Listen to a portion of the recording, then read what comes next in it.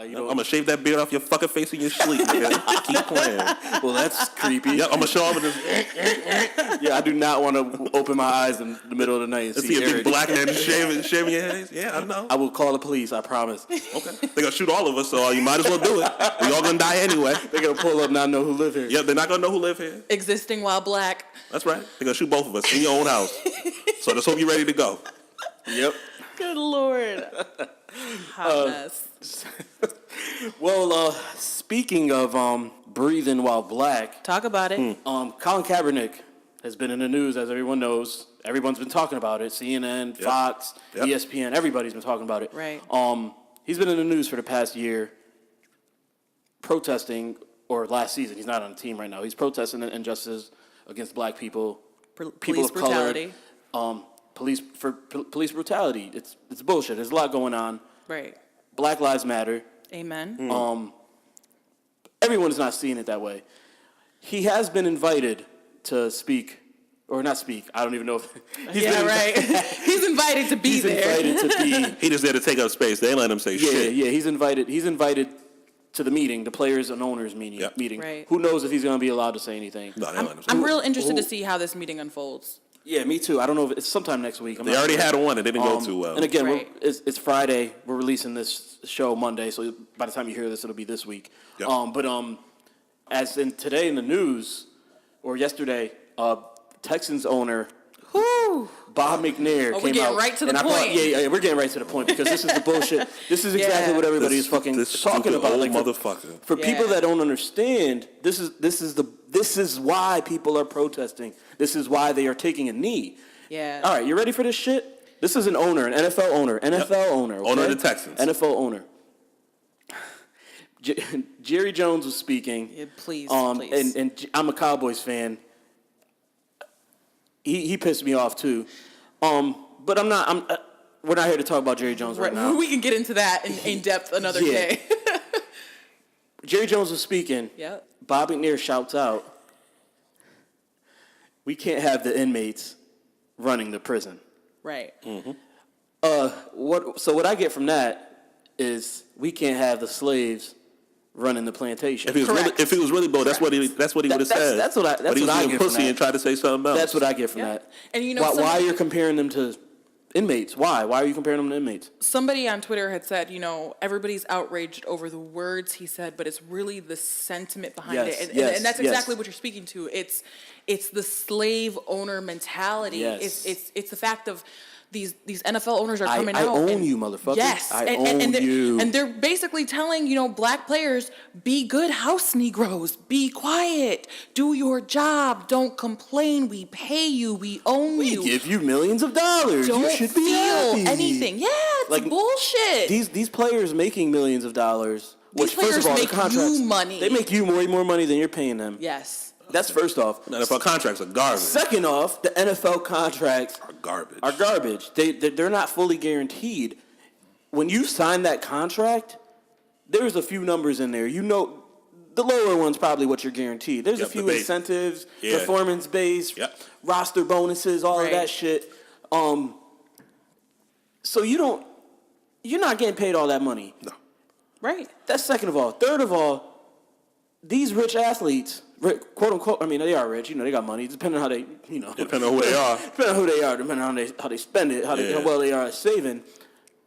They come from these neighborhoods where people are getting killed by the police. Yes. They still have family that are in those neighborhoods that are yes. getting killed by the police. Their fans are in those neighborhoods. Are in those neighborhoods. Child. Their fans are getting shot by the police. Yes. So that's the problem, guys. You know what? I was watching an interview that, she's been in the news a lot lately because her book just dropped by Gabrielle Union. She was talking about Dwayne Wade's kids. And she said, Oh, sorry. No. Sorry.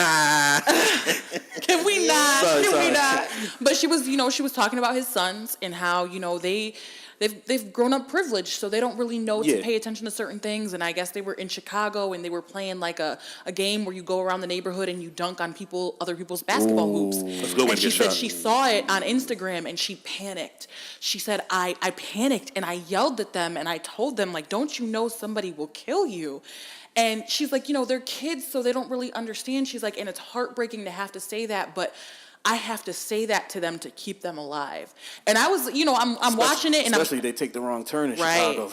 Because people can identify Gabrielle Union and people can identify Dwayne Wade, but his kids, you know what I mean? Like they're just regular black boys, like kids. So, and I felt what she was saying so much. I mean, I was almost in tears watching it because I'm like, I can't imagine having to tell a child that and mean it. And that's the reality of what we have to tell our children. You know what I'm saying? Like, no matter where we are, no matter whether we move to the burbs or we live in the hood, we have to tell our children that people will kill them for the color of their skin. We've got to be so much more street smart than anybody else. Even if we're not even in the streets. Man. We still got to be street smart because we got to know we got to know how to we have to anticipate everything, prepare for the worst, hope for the best. Yes. It's shitty. It's a shitty situation to be there. So if no one understands that, you try.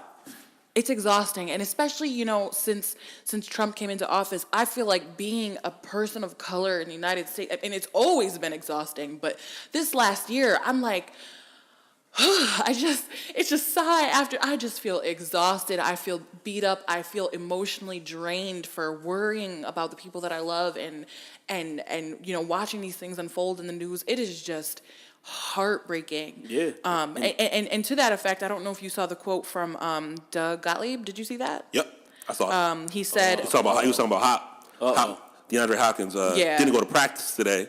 Because of what Bob McNair said, the Texans star wide receiver. Usually when you're about to quote Doug Gottlieb, it's something stupid. It is. He basically said, he's a piece of shit. He said DeAndre Hopkins isn't smart enough to know the nuance of what he's saying in regards to what Bob McNair said.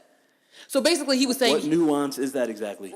First of all, it's not nuance. What the fuck you said is very clear. That message is very clear. Yeah. We can't let the inmates... That is a very clear message you're stating. You don't have to be a fucking genius to understand that. But first of all, you better go pick that cotton before I whip you, boy. Yes. You're insulting this man's intelligence. That black man doesn't understand what smart comment you made. It's just racist comment after racist comment. So again, I'm very interested to see. Shut the fuck up. Right. My thing with what he said too is I've never heard anybody say inmates run the prison. I've heard people say inmates run the asylum. This ain't Orange is the New Black, dog. I've never heard anybody say inmates run into prison, and that's supposed to be like some phrase that some cliche people use all the time. Bob McNair interrupted the conversation and thought about it like, how can I put this? How can I make this worse? How can I make this shit worse? I can't say slaves and plantations, so inmates in prison. There we go. I can't say the N-word, so we're gonna mosey around it. He rich. I don't know why he acting like he's scared now. Yeah. We all know what you meant. So DeAndre Hopkins, their star on offense. Their star wide receiver. Best player on offense. Arguably the top 10 wide receiver in the NFL. Absolutely. Right. The offensive face of the franchise. J.J. Watt would probably be the defensive face of the franchise. Yep. But offense, you're looking at DeAndre Hopkins. He sat out practice. I don't know what's going to come from that. Supposedly they had to beg them to go to practice. Beg the players the rest of the team to practice. Yep. I don't know how. Something's brewing. The NFL cannot continue to behave in this manner. It's not going to function because you know what? At first, the players were worried about protecting themselves, their contracts, their money, their families, and now it's just so blatant they can't. Everybody's got a breaking point. Like we said, everybody. Like we said last episode, the first episode, we did a practice episode where we literally only we heard it, but we talked about this shit for an hour. Right. And it was depressing. So first episode we did not want to get into any of that shit because we were just coming off of. You guys didn't hear us talk about it, but we just came off of a heavy conversation about this shit, and we didn't want to go into it on the first episode because we didn't want to depress y'all or ourselves right. after we just had the conversation. But now, like, this shit is it's getting out of control. You can't ignore it. The NFL players. My bad. I'm all over the place right here. The NFL players need to fucking take a stand and sit out some games. They're already going to sit out games in a few years. There's going to be a lockout. Oh, they're locking out in 2020. They're going to lock out. You can book that. They lock it out in 2020. This is something so much bigger than money and contracts, and this is it's our lives. It's you know what I mean, and it's them using the voices that they have, which is a blessing. And obviously they're not. something that people get confused about people who are famous is they feel like they have to say things because they have a platform. Nobody has to say anything, but when things are this blatant in your face and people are dying and you're being blatantly disrespected by people who think they own you. I mean, it's damn near like they're talking like they auctioned you off. Like, I bought you. They did. So they played the draft. Yeah.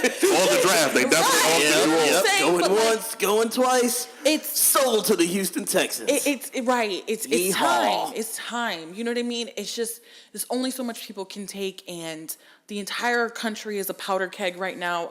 It feels like if you sneeze, race relations are just going to explode, and it sucks because as a football fan, I just want to watch my fucking football on Sunday, but I can't continue to support something that's so blatantly, an institution that has so blatantly said, you and people like you of color don't matter. I own you motherfuckers, and you'll dance when I say dance, monkey. That's basically what they're saying to us. Yeah. But that's the game, right?